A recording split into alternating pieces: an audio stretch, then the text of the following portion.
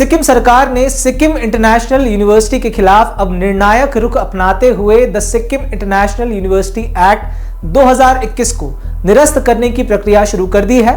आज इसी पर हम बात करेंगे। नमस्कार, मैं हूं केवल तामंग और आप देख रहे हैं खबर समय सिक्किम। सिक्किम सरकार के शिक्षा विभाग द्वारा जारी अंतिम सार्वजनिक नोटिस में यह स्पष्ट किया गया है कि यदि तय समय सीमा के भीतर यानी कि नोटिस जारी होने के 15 दिनों के भीतर प्रायोजक संस्था ठोस और जमीनी सबूत पेश करने में विफल रहती है तो बिना किसी अतिरिक्त नोटिस के विश्वविद्यालय का अधिनियम रद्द कर दिया जाएगा और इसकी कानूनी मान्यता समाप्त हो जाएगी। सरकार ने साफ कहा है कि 4 साल बीत जाने के बावजूद विश्वविद्यालय का ना तो कोई ठोस कैंपस अस्तित्व में है, ना शैक्षणिक गतिविधि और ना ही कोई भौतिक ढांचा जो कानूनन किसी भी विश्वविद्यालय के लिए अनिवार्य है। सरकार के मुताबिक जिला प्रशासन, उपमंडल मजिस्ट्रेट, जिला कलेक्टर और ग्राम पंचायत स्तर पर कराई गई संयुक्त जांच में ये पुष्टि हुई है कि सोरेंग जिले के श्रीबदम में जिस स्थान को एसआईयू का परिसर बताया गया था वहां कोई भूमि रिकॉर्ड, पंजीकरण या विश्वविद्यालय से जुड़ा कोई भी भौतिक साक्ष्य मौजूद नहीं है।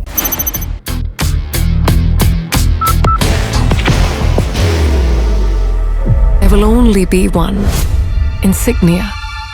निरीक्षण रिपोर्ट में यह भी सामने आया कि विश्वविद्यालय की वेबसाइट और आधिकारिक दावों में जिस 5 मंजिला कार्यात्मक कैंपस की बात की गई थी वह दावा भ्रामक और तथ्यहीन है। शिक्षा विभाग ने अपने नोटिस में सुप्रीम कोर्ट के प्रोफेसर यशपाल बनाम छत्तीसगढ़ राज्य के ऐतिहासिक फैसले का हवाला देते हुए कहा कि बिना वास्तविक इंफ्रास्ट्रक्चर, फैकल्टी और शैक्षणिक ढांचे के किसी संस्था को विश्वविद्यालय का दर्जा नहीं दिया जा सकता।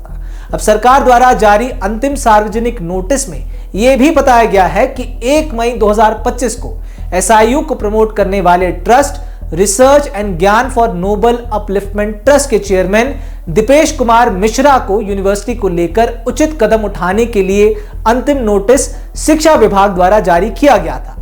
अब मिस्टर चेयरमैन दीपेश कुमार मिश्रा ने इसके जवाब में 29 मई 2025 को एक स्टेटस रिपोर्ट सरकार को दिया जिसमें उन्होंने यह दावा किया कि यूनिवर्सिटी वही मौजूद है श्रीबदम में, और इतना ही नहीं, कैंपस में 5 मंजिला इमारत भी है। अब इसकी जांच के लिए सरकार ने ट्रस्ट के मिस्टर चेयरमैन दीपेश कुमार मिश्रा को एक ज्वाइंट इंस्पेक्शन के लिए सूचना भेजी, लेकिन मिस्टर चेयरमैन दीपेश कुमार मिश्रा ने उसका कोई जवाब नहीं दिया। इसके बाद ही सरकार ने खुद जांच के लिए एक इंस्पेक्शन टीम का गठन किया और मिस्टर चेयरमैन दीपेश कुमार मिश्रा के बताए 5 मंजिला कैंपस इंफ्रास्ट्रक्चर को देखने चली गई।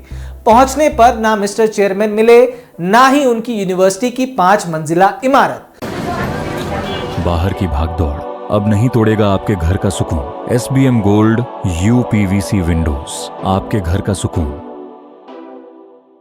अब ये सख्त कदम ऐसे समय पर आया है जब नवंबर 2025 के अंत में सुप्रीम कोर्ट ने देश भर की निजी यूनिवर्सिटीज को लेकर गहरी चिंता जताई थी। एक निजी विश्वविद्यालय से जुड़े मामले की सुनवाई के दौरान शीर्ष अदालत ने केंद्र सरकार, सभी राज्य सरकारों, केंद्र शासित प्रदेशों और यूजीसी को यह बताने का निर्देश दिया था कि देश में निजी विश्वविद्यालय आखिर किस आधार पर चल रहे हैं, इन्हें कौन नियंत्रित करता है और इनकी निगरानी किस कानून के तहत होती है।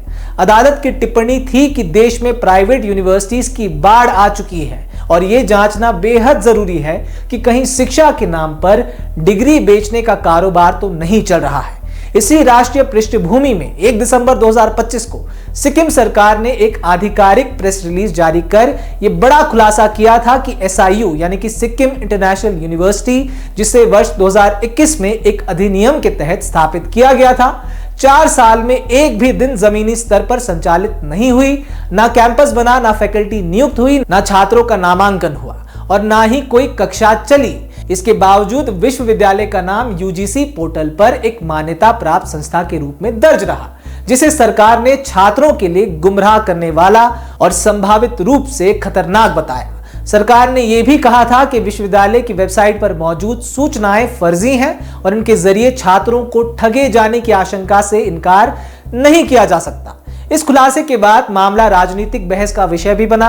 सिक्किम की सिटीजन एक्शन पार्टी ने दावा किया कि सरकार की मौजूदा कार्यवाही ने उनके पुराने आरोपों को सही साबित कर दिया है।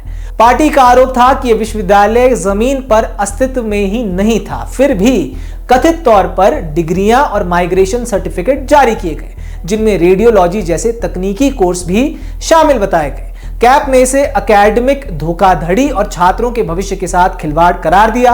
हालांकि पार्टी द्वारा सार्वजनिक किए गए कुछ दस्तावेजों की स्वतंत्र पुष्टि खबर समय नहीं करता है।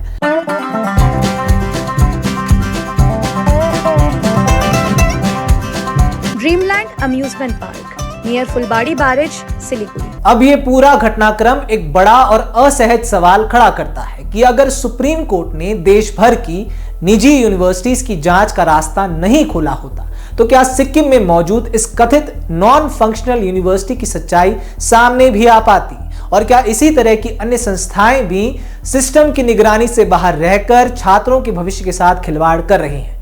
एक तरफ सुप्रीम कोर्ट ने निजी उच्च शिक्षा व्यवस्था की जड़ से जांच का संकेत दिया है और दूसरी तरफ सिक्किम सरकार ने राज्य के एक विश्वविद्यालय के खिलाफ कड़ा कदम उठाकर यह साफ कर दिया है कि अब लापरवाही और कागजी विश्वविद्यालयों के लिए जगह नहीं छोड़ी जाएगी।